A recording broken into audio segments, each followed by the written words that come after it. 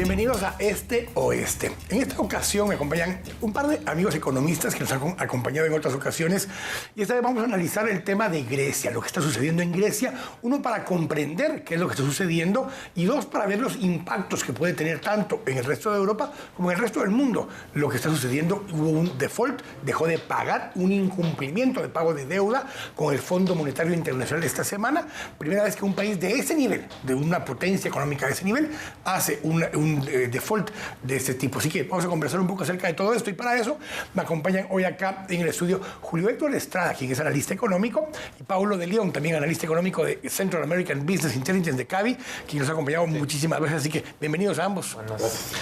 Empecemos tal vez un poco y tal vez empiezo con Julio Héctor para que expliquemos esto que está sucediendo, porque hoy es la crisis y de hecho hoy que estamos al aire se está llevando a cabo el referéndum, la consulta popular, si le llamamos así en términos guatemaltecos, acerca de que si aceptan la negociación que ha planteado la Comisión Europea, lo que es el Banco Central de Europa y el Fondo Monetario Internacional, o si se rechaza esa negociación.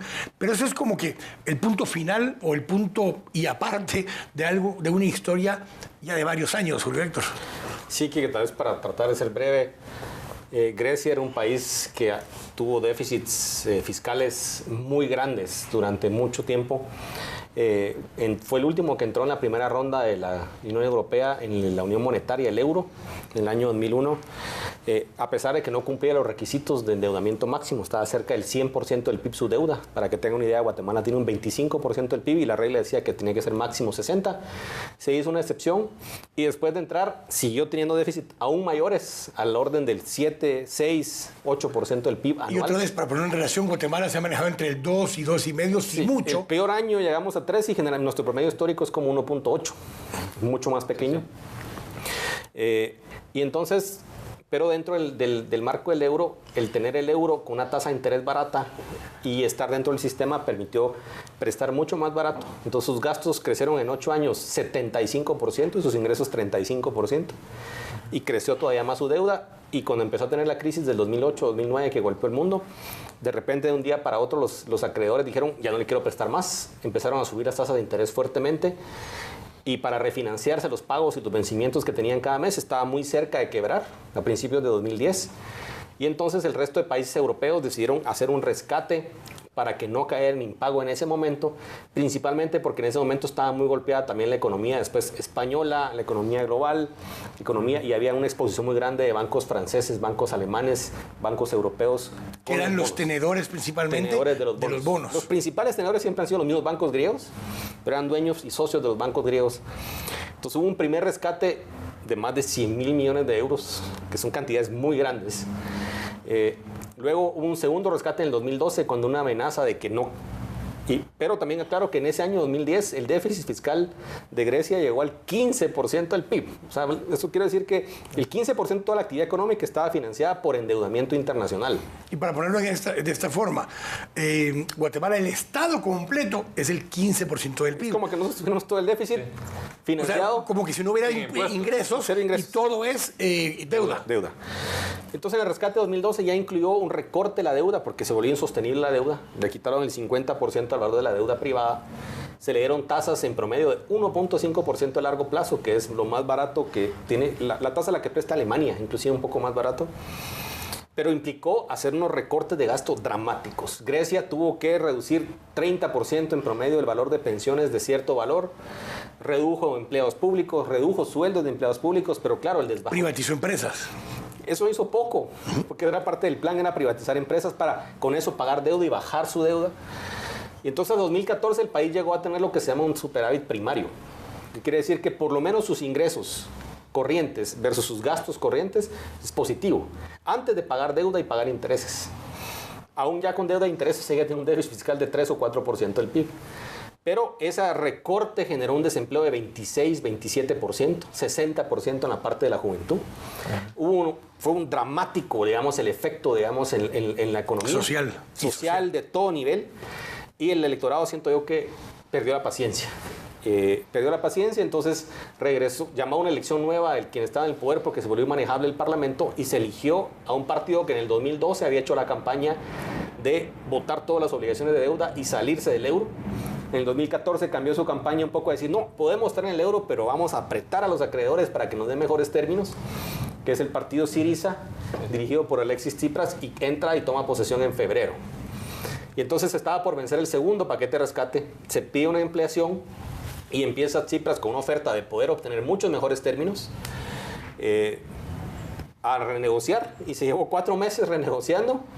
El 30 de junio se vencían todos los compromisos del paquete de rescate anterior, los pagos con el Fondo Monetario Internacional, y el 29 de junio, cuando ya se habían acercado mucho en posiciones, de un día para otro dijo, no, yo llevo esto a referéndum.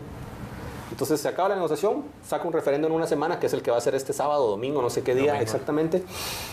Y se expiró el programa, se incumplió los pagos del Fondo Monetario Internacional. Entonces ahorita Grecia está en impago y está una gran incertidumbre, porque ese referendo básicamente dice, aceptemos los términos duros que nos impusieron, que yo pienso que no son tan duros, pero igual son duros desde el punto de vista que hay que apretarse cinturón si hay un desbalance tan grande, o rechacémoslos. Y algunos lo ven como un referendo en el cual se elige si se queda en el euro o se sale del euro. Parte del problema ahí, Paulo, que lo hemos hablado varias veces contigo también, es que por estar dentro de la zona euro no tiene una moneda propia. Y entonces muchos otros países que vamos a comparar en el siguiente segmento, como América Latina y demás, cuando tienen cosas así, logran o devaluar su moneda o hacer acciones de otro tipo.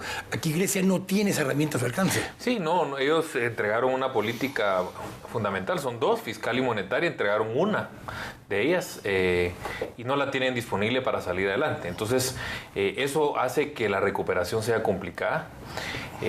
También cuando uno revisa la historia del mundo es muy complicado, ya un poquito viendo hacia adelante lo que contaba Julio Héctor. O sea, ¿va a poder resolver Grecia rápidamente aunque haya ajuste? Yo creo que no, porque primero no tienen el ajuste de tipo de cambio. O sea, ¿te acuerdas México 94, una crisis fiscal y lo que hubo una depreciación del famoso tequilazo, y al año siguiente pues México estaba creciendo muy fuerte.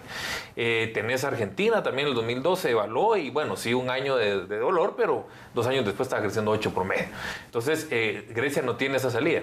El otro problema grande que tiene, que no es política ni fiscal ni monetaria, pero que tampoco lo tiene, y que por ejemplo México sí lo tuvo en el 94, como hay una contaminación de la banca por parte de la deuda, o sea, y además hay una corrida bancaria, no va a ser una recuperación con crédito. O sea, los bancos hoy resuelven el tema con la Unión Europea y el lunes no van a estar prestando plata.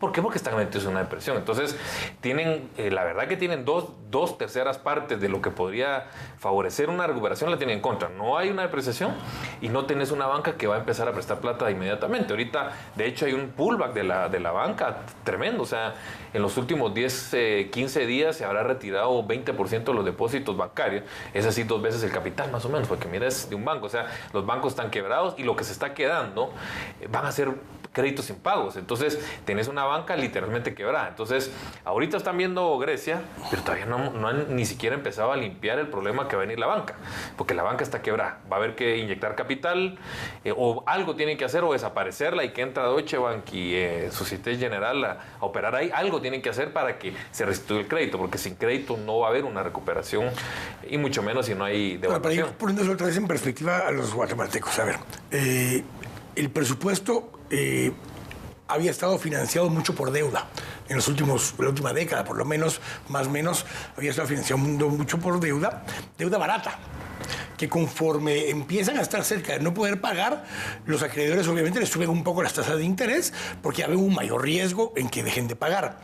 Eso empieza a generar que entonces un porcentaje más alto de su presupuesto va a atender la deuda, pero quieren mantener los mismos tipos de gasto público que tenían hasta ahora. En Grecia, más o menos el 60% de la población depende de alguna forma del presupuesto del Estado directamente, ya sea porque es empleado público o porque recibe pensiones del Estado. Las condiciones de los sindicatos, los pactos colectivos, una serie de cosas de ese tipo son muy duras, y entonces la chequera del Ministerio de Hacienda no aguanta con ese tipo de compromisos, Julio Héctor. Entonces, cuando se manda a decir recortemos gasto, una buena parte del gasto que se tiene que recortar son estos, es salarios, ya sea reducir personal, bajarle salarios a la gente o reducirle las pensiones. Eso socialmente impacta muy duro a la población.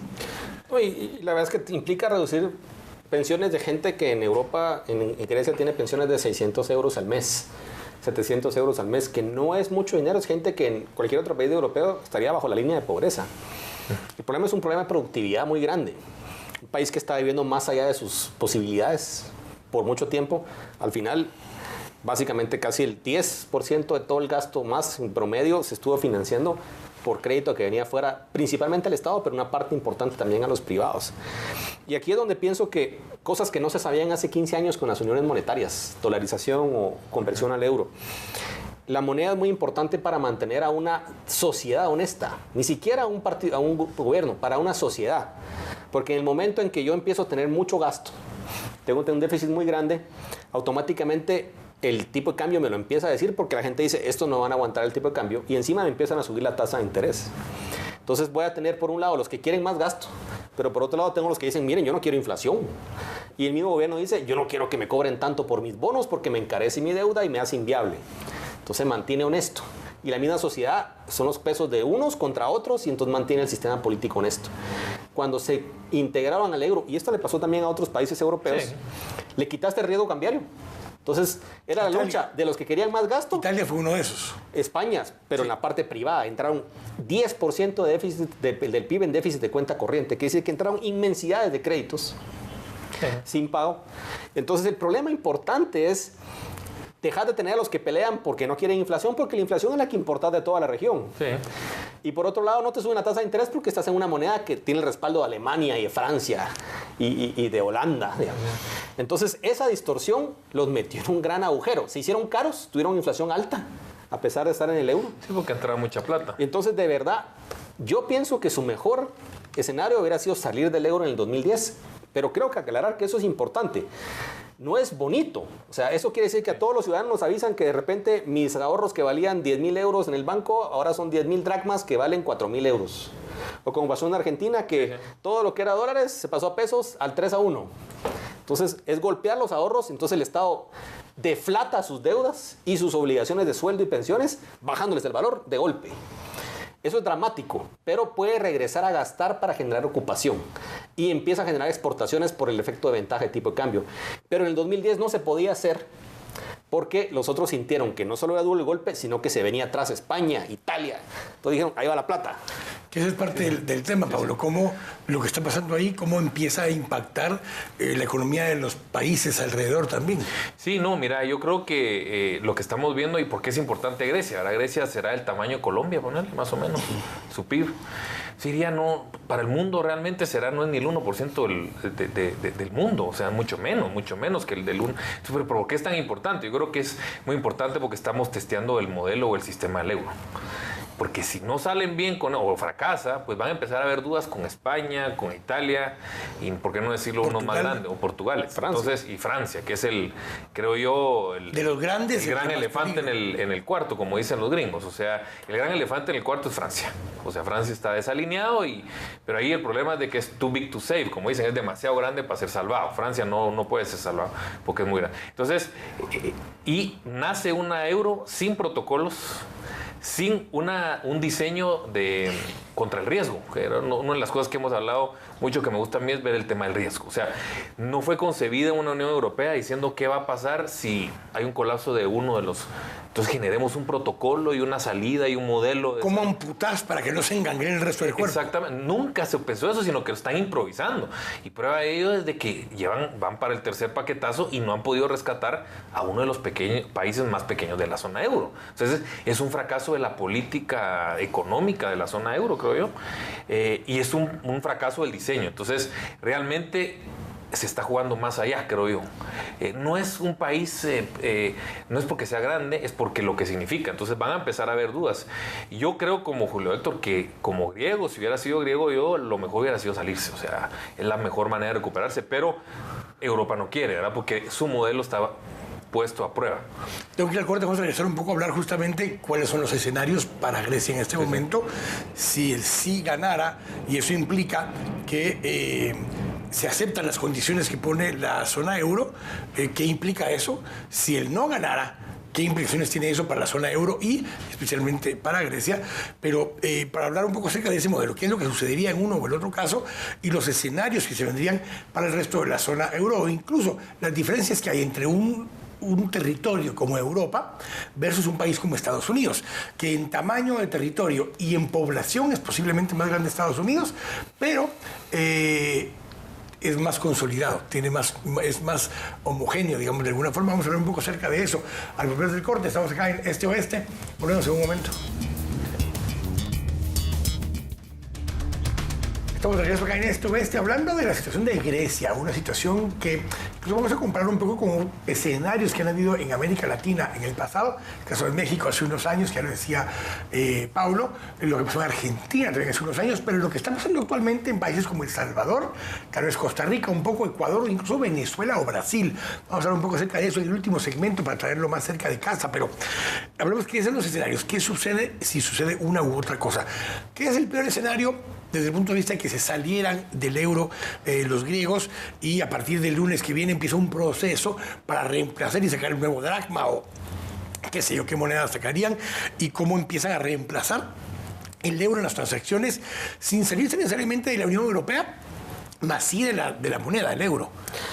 Bueno, yo lo que pienso es que sí han pasado algunas cosas en los últimos 5 años, como la creación de un sistema, un fondo específico de préstamos entre países con un monto de medio trillón de euros para poder apoyar países y un fortalecimiento del Banco Central Europeo y de los mecanismos de supervisión bancaria a lo largo de la Unión Europea. Entonces la Unión Europea a la fuerza con el shock del 2010, que no solo fue Irlanda también, fue Islandia, fue Portugal, sí. El rescate parcial de España que nunca le quiso llamar rescate, pero que hubo rescate de la banca, sí se consolidaron. Entonces, en el 2012 todavía se sintieron, porque los amenazaron con dame más dinero o voto el euro y voto todo el sistema. Entonces le dijeron, aquí va más dinero, recorte de deuda. Esta vez, como que la amenaza fue, bueno, quiero más. Aquí estamos de acuerdo porque sobre todo nadie quiere decir yo fui el que sacó, porque puede que salga mal. Yo creo que los escenarios son principalmente ahora que no va a haber mucho ruido y los mercados hoy en día lo muestran. La amenaza es muy real de que salgan el euro y se ha movido 1 o 2% el tipo de cambio, 1 o 2% las bolsas. Creo que las bolsas ya lo incorporaron a sus cálculos y ya más o menos vieron que los otros países tienen la capacidad de no ser contagiados, pero podía pasar. Y del lado interno, si bien Syriza corrió, la plataforma es vamos a poner orden, el mismo pueblo griego, el 75% de los griegos no quieren salir del euro. El otro 25% ya no le importa nada. ¿Sí? Entonces no tiene nada, si no tiene cuentas bancarias, no tiene ingresos, no tiene sueldo, no tiene nada que le importa, salgamos, igual no puedo estar peor. El escenario es, como se ha puesto ahora, el escenario inmediato es, si hay un sí, el problema no se resuelve, o sea, el referéndum no resuelve nada, inclusive hay una gran molestia de parte de los socios de haber de por sí propuesto un referendo fuera de tiempo, a último minuto, un poco de una manera muy política. Porque si dice sí, lo más seguro es que el gobierno griego actual, renuncia el Tsipras y Varoufakis, el ministro de Finanzas, se sale una elección en 3 meses y ojalá que el que venga mire que no tiene caja, no tiene paquete de deuda, no tiene nada, está con los bancos cerrados y a ver cómo está el país entre 3 meses.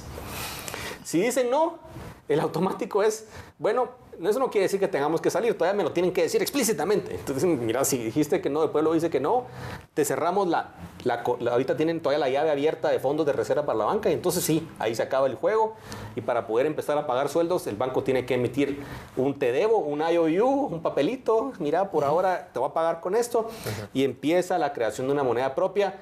El gobierno griego le va a echar la culpa hasta el final del mundo a los socios europeos y al Fondo Monetario Internacional, a los Estados Unidos, a todos los que tengan que ver. Sí. Y los otros van a decir, no nos dejaron alternativa. O sea que va a ser dramático y traumático y sucio en cualquier escenario.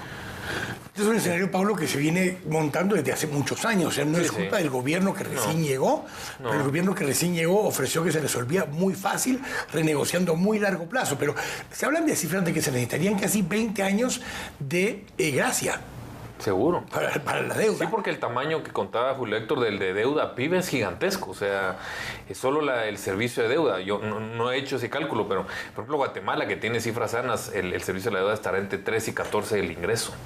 No me imagino cómo... O sea, 13 y 14% del ingreso total. Sí, de los ingresos del gobierno. No me puedo imaginar cuánto se ha de comer de servicio de la deuda de los ingresos del gobierno en Grecia. Será un tercio, un 40% fácilmente. Es decir, que de cada 100 euros que recaudan, 40 es para servir la deuda y entonces le queda 60 para gastar. Entonces, realmente yo te lo digo que no sé cómo van a poder salir aún así teniendo gracia, porque recuérdate que, bueno, la gracia lo que haces es como una empresa. Una empresa tiene un problema de deuda, ok, la repateas y haces una estructuración exitosa de deuda.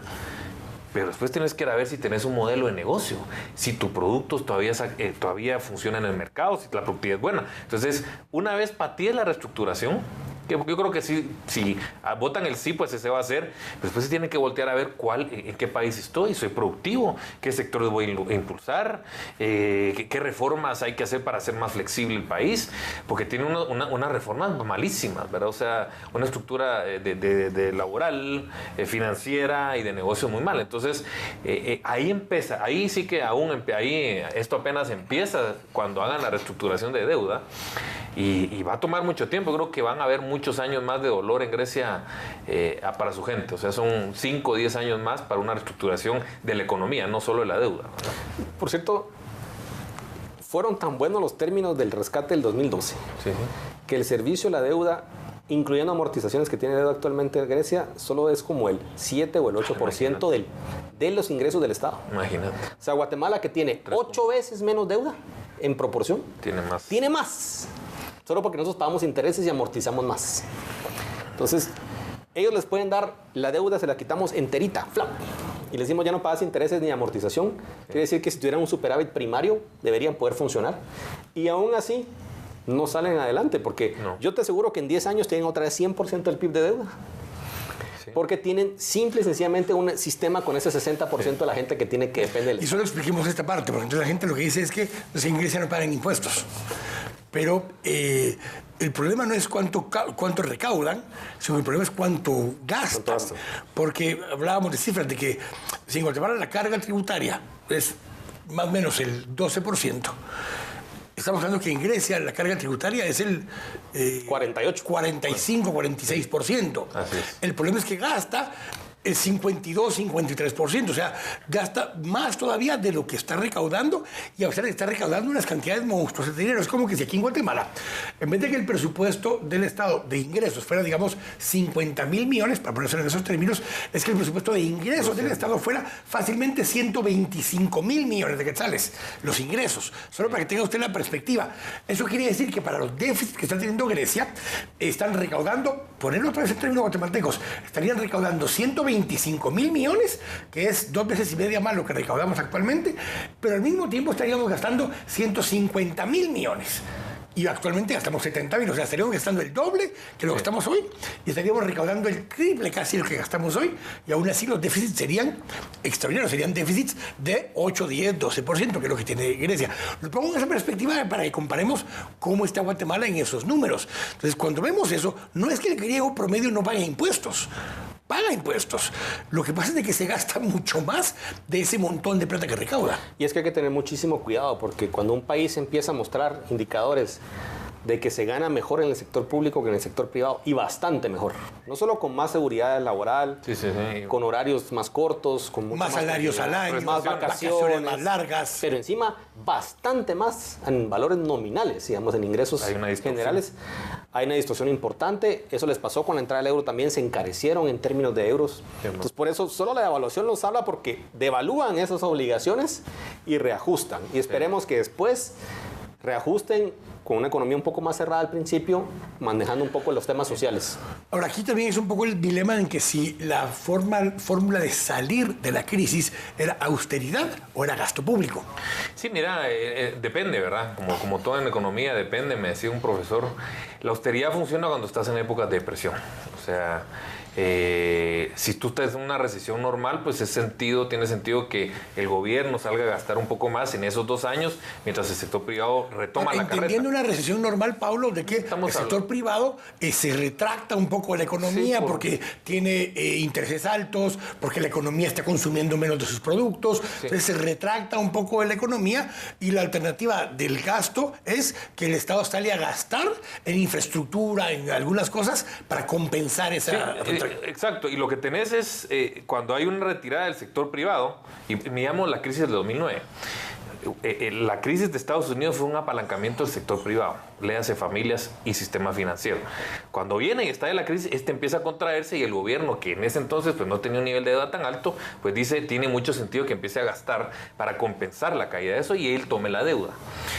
Y tiene sentido, como te decía. Ahora, y temporalmente, esa es la receta de Keynes, es en tiempos de recesión fuerte o depresión, pues entra temporalmente.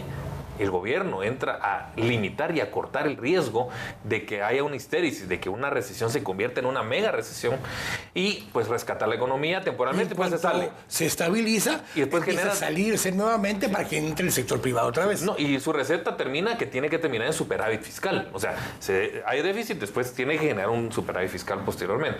El tema es que la gente lo malinterpreta. El tema de Keynes, sus tiempos no lo sabe medir y también no lo sabe aplicar. ¿Por qué en Grecia? Porque en Grecia no fue un retiro del sector privado. O sea, la caída, el desmoronamiento, este exceso de deuda no fue una fiesta del sector privado, sino que fue del sector público. Entonces, el sector público, que estaba sobreendeudado, su solución, o sea, no pueden ser ellos mismos. Y la receta no puede ser, si yo estaba endeudado, pues con más deuda. No. Eso hubiera sido si el sector privado griego era el que colapsa por un excesivo de deuda. Entonces, en el caso de Grecia, está recetando que la austeridad es mala, como lo está haciendo Krugman, es una locura.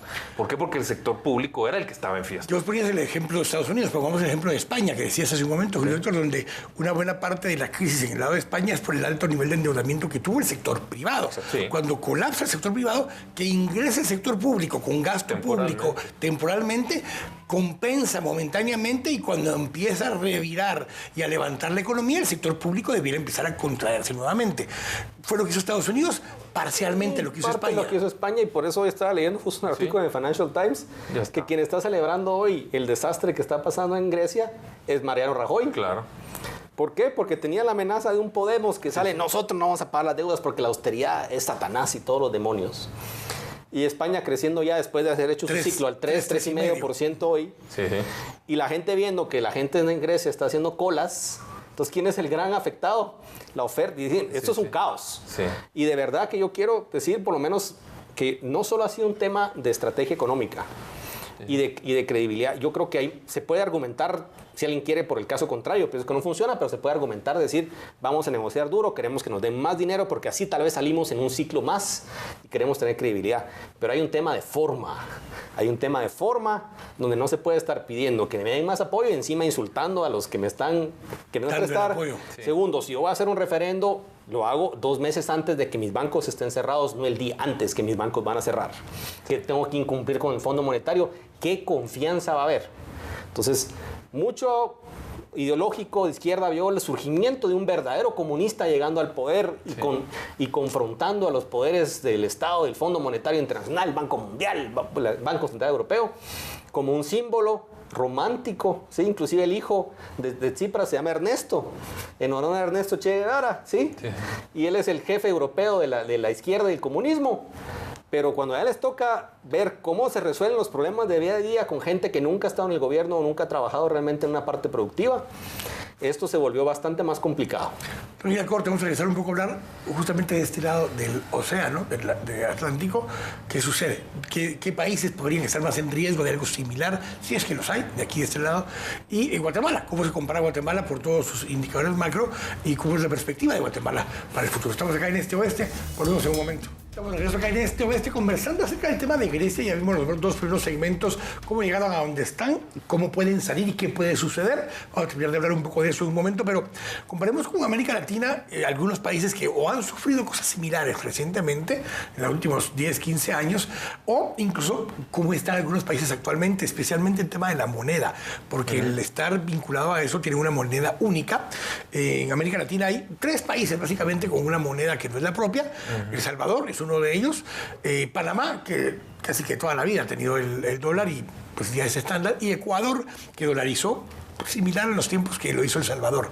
Pero veamos un poco también Venezuela, Argentina, que pasó en su momento por una crisis similar, México, que la pasó un poco antes, pero incluso el tema de Brasil, que está teniendo unos problemas derivados, no sé si casualmente o no, pero varios de ellos por problemas fiscales vinculados a la dependencia alta de ingresos del petróleo.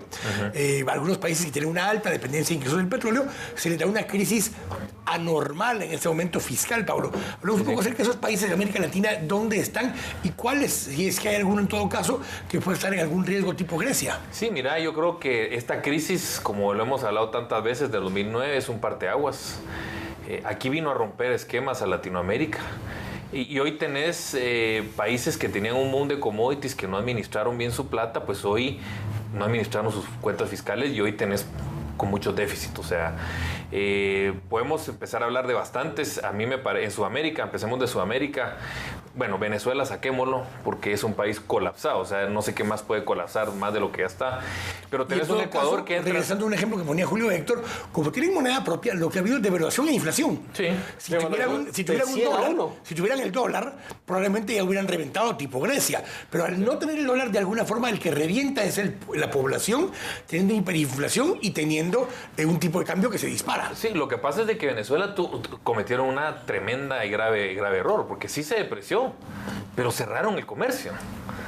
O sea, si hubieran depreciado como tiene ahorita la cosa venezolana, pues estaríamos comprando cosas de Venezuela y probablemente yendo al famoso Parque Canaima, que es una belleza. Pero el problema está de que ellos, al mismo tiempo que estaban depreciando, devaluando la moneda y generando hiperinflación, cierran las puertas de comercio. O sea, la posibilidad de salir y exportar su problema no lo tuvieron, porque tienen una ideología de mucha de estatización y de cerrar. Pero quitemos Venezuela. Ecuador viene en línea. Brasil también se le fue el déficit fiscal. Entonces tenés una descomposición de las cuentas fiscales porque se cayó el ingreso. ¿Por qué? Porque el PIB está creciendo menos y además pegarles el golpe de los commodities. Brasil sí se depreció, pero tiene un gran problema Brasil. Es tan grande que una depreciación de y la producción de los commodities hace que el precio de esos commodities caiga. Si Guatemala depreciáramos, pues el precio del café pues no se miraría impactado de alguna manera, pero Brasil se depreció 30% y el precio del café cayó 30%, entonces el efecto se cancela, porque Brasil es muy grande. Pero ya vengámonos a la región centroamericana, que es lo principal. Yo sí veo que después de la crisis descompuso las cuentas fiscales de toda la región, con excepción de Guatemala. Yo por eso lo estábamos hablando antes, yo sigo muy optimista con Guatemala porque Guatemala, sus cuentas fiscales siguen en orden, el país está acelerando su velocidad de crecimiento del 2014 hasta la fecha, pero tenés a una Costa Rica que para un economista entender un déficit fiscal de 6 del PIB cuando estás creciendo sanamente o positivamente es una aberración. O sea, no tiene sentido que Costa Rica tenga un déficit de 6 cuando crece entre 3,5 más o menos. ¿Entendés un déficit de 6 cuando el país está en recesión? El país está cayendo -1, -2. No puedo imaginarme qué pasa si el otro año hay una recesión mundial. El PIB, el déficit de Costa Rica se les va a 12 y colapsa el país. Entonces hay una irresponsabilidad, un símil entre lo que pasó en Grecia y lo que está pasando en Costa Rica. Ahí Julio Héctor les puede contar de cómo se trabaja los sueldos de los porque vemos también un poco los porcentajes públicos. Hablábamos, Guatemala está 25% de su deuda es del Producto Interno Bruto. Grecia hoy a estar en 180%, o sea, casi 2 veces el tamaño de su PIB. El tema de Costa Rica. 60 el PIB, está más o menos la deuda ahorita. La de Salvador es la más peligrosa, que ya nos estamos acercando a Guatemala. Costa Rica, ¿qué los puede salvar? Que tiene moneda. Entonces, cualquier ajuste va a haber una depreciación y pues Costa Rica se vuelve más barato y puede haber un mecanismo ahí. Pero tiene que haber un ajuste de las cuentas del sector fiscal. O sea, claramente en Costa Rica te dicen un tico que ellos pagan menos electricidad, sí, que Guatemala, pero el ICE, que es el Instituto de Electricidad de Costa Rica, perdió $500 millones el año pasado. Porque pongamos este ejemplo. Guatemala pasó a ser el país que tiene un costo de generación de energía eléctrica más barata de toda Centroamérica. Sí, pero no al consumidor final. Pero no al consumidor final, porque hay los subsidios cruzados y demás. Caso de Costa Rica, sigue teniendo un costo alto todavía de producción, pero le subsidia a los consumidores. Por eso, si esas deudas de 500 millones del ICE le pusiéramos cuál precio sería para que fueran autosostenible, ni siquiera ganancia, pues el precio de la energía eléctrica en Costa Rica sería altísimo. Sería el doble de la que tienen actualmente. Pero con lo que está pasando en Guatemala este año y los próximos 2, los vamos a alcanzar, aún con sus subsidios. O sea, que los sistemas bastante... En el sentido que Guatemala, como se trasladó mucho a energía renovable, pasó a ser un 65-70% de energía renovable, el costo de producir energía eléctrica y el costo de la tarifa al consumidor final ya está llegando a los niveles de Costa Rica. Es una combinación. Costa Rica creo que tiene más porcentaje todavía renovable que Guatemala. 75-80%. Pero costos de capital altos y una ineficiencia en la empresa estatal alta. Entonces, yo creo que Guatemala los va a alcanzar las tarifas aún sin subsidios y el subsidio en Costa Rica. Pero bueno, yo creo que el sistema lo que explicaba Paulo es, sí, Costa Rica tiene distorsiones importantes ya tiene algunos síntomas de país desarrollado. Eso es una cosa interesante. Costos muy altos de pensiones. Sí. Y toda la pensión estatal es un sistema de contributivo, con ya mucha gente retirándose, pensiones en el sector público. Y la maduración de la edad muy también. altas, ya más gente que se retira. Y entonces, y una poca capacidad fiscal porque están mezclados en un modelo con una parte estatal, pero también un modelo que trata de competir con el mundo. Entonces no le quieren poner tasas a las empresas altas, a las personas tampoco. Entonces yo creo que están en esa disyuntiva y la política se empieza a hacer complicada porque hay mucha gente que es beneficiada por los programas. Entonces la gente no quiere votar porque le quiten sus beneficios. Yo creo que ese es el mensaje importante también. Una vez que uno empieza a generar todos esos beneficios, rentas, etcétera, y tal vez lo único bueno de Guatemala, que Guatemala claramente tiene un estado demasiado pequeño para las necesidades que tiene, y yo abogo por un estado con más fuerza. Con más fuerza, universal, con más seguridad social. Definitivamente necesitamos un estado más grande. Pero hay que tener mucho cuidado de no generar esas rentas, esos gente que vive del estado, porque después recortar es dificilísimo y puede arrastrar a todo el país a una crisis muy grande. Sí. Cerremos con el tema de El Salvador. Sí, ¿qué tienen en común El Salvador con Costa Rica? El tema de subsidios, un aparato estatal que está creciendo, que no le alcanza para sus programas del FMLN y genera un déficit fiscal de 3.5. Y hasta ahí llegó la coincidencia porque como no tiene moneda propia, pues El Salvador es el que se parece a Grecia. Entonces, cuando tú no tienes política monetaria o cambiaria, pues la política fiscal es clave. Y eso es lo que siempre hemos hablado de la famosa regla fiscal. O sea, cuando tú no tenés la monetaria, pues las cuentas fiscales tienen que estar balanceadas. El Salvador lleva un déficit estructural de 3.5, tal vez no es muy grande, pero lo lleva durante 13, 14 años seguidos. Entonces, hoy la deuda... gobiernos de Arena y los últimos dos gobiernos del Frente. Uno de Arena y dos del Frente. El más responsable del desajuste es Saca. Saca es poner el dedo al que fue el que rompió el sistema. Desató. Y hoy tenés un endeudamiento de casi 70% del PIB de El Salvador, 70% del PIB de la deuda. Y como digo yo, El Salvador va a tener su día del juicio final porque no van a alcanzar las cuentas. Hoy un estudio, la ANEP, que tengo mucha relación allá con la ANEP de El Salvador. Es el CACIF. El CACIF de allá, un amigo es el director ejecutivo, hicieron las cuentas. La tasa impositiva de El Salvador es más alta que la de la OECD y dicen que todavía no pagan impuestos. Entonces quieren aumentar más los impuestos y durante las últimas 3 subidas de impuestos lo que ha habido es una caída de inversión y una caída de PIB. Entonces están en un círculo vicioso muy complicado, que la cosa es de que como va lento, pues no te das cuenta que estás en una crisis hasta que llega la crisis, que va a llegar definitivamente porque no se ve un cambio de timonazo en la política económica en El Salvador. Cuando vemos eso así desde el lado de Guatemala, ya regresando al lado de Guatemala, con un endeudamiento versus el PIB de 25%, con un tamaño del Estado que no llega ni al 15%, con una carga tributaria del 12%. Cuando vas sumando todas estas cosas, Guatemala es como que lo diferente en toda esta región, sí, con una cosa adicional. Guatemala es la menos urbana todavía, además de todos estos países de América Latina que estamos hablando. Porque América Latina es la región más urbanizada del mundo y Guatemala es el país menos urbanizado dentro de esa región. Eso es bueno y es malo. Es malo viendo hacia atrás cómo hemos sido de lentos en ese crecimiento. Pero es bueno porque en teoría tenemos un potencial enorme, Julio Héctor, de lo que viene hacia adelante. Pero también requiere mucha inversión, pública o privada, en infraestructura de las ciudades, en servicios públicos, en transporte, en agua, en tratamiento de aguas, en todo un modelo de seguridad y prevención y demás de estas ciudades. Preverlo implica tener claro las inversiones que hay que hacer en energía eléctrica, porque va a haber más consumo de energía, en la administración del uso y recurso del agua, que no tenemos una ley de aguas. O sea, hay muchas cosas pendientes de hacer y de alguna forma va a requerir ese tipo de alianzas para poder proveer esa infraestructura en el mediano y largo plazo. Sí, van a necesitar más recursos públicos, definitivamente. Y tal vez la advertencia, cuando uno mira lo que pasa en estos países o lo que pasa en la región, Costa Rica y El Salvador, es típico caso de keynesianismo, se cayó el ingreso, el Estado entró a reemplazar, su crecimiento del gasto fue más que el que tenía los años anteriores. Sí, sí. Lo que pasa es que después no pararon, o sea, desde 2010 y siguieron con la misma. El Salvador se mira cabal cómo se abre la curva. Guatemala lo hizo también, lo que pasa es que Guatemala en el 2009, como Guatemala está tan amarrada por tantos amarres que tenemos constitucionales y todo, lo único que hizo en el 2009 especial fue crecer al mismo ritmo que había crecido en el 2008, 2007. Sí, pues. No reaccionó más, ya eso compensó un poco la caída y una pequeña devaluación. Sí, sí. Y después simplemente siguió al mismo ritmo, entonces sí creamos una brecha fiscal fiscal que antes de la crisis era 1,5 y ya se nos dio un poquito más de 2. Sí, sí. Y ahí nos fuimos estabilizando.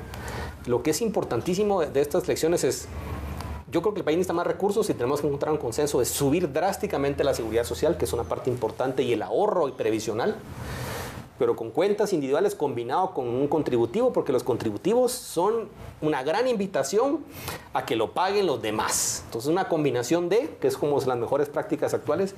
Y la otra cosa es que hay que tener cuidado cuando uno sube los ingresos. Grecia subió sus ingresos 35% en un país cuya población creció 0 en ese periodo de tiempo, en términos reales, pero su gasto subió 70%. ¿Y en qué? En sueldos y pensiones y pagos. Okay. Entonces, hay que tener cuidado que no subamos nuestra carga tributaria para que se vaya a sueldos, a rentas, a pagos, ¿sí? Sino a inversión en infraestructura de transporte, agua, escuelas, conexión hospitales. entre ciudades, hospitales, seguridad social. Eso es la parte importante. 30 segundos, Pablo. Sí, no, yo estoy de acuerdo que la urbanización es el driver de crecimiento que no lo tiene ningún país en América, con excepción de Guatemala.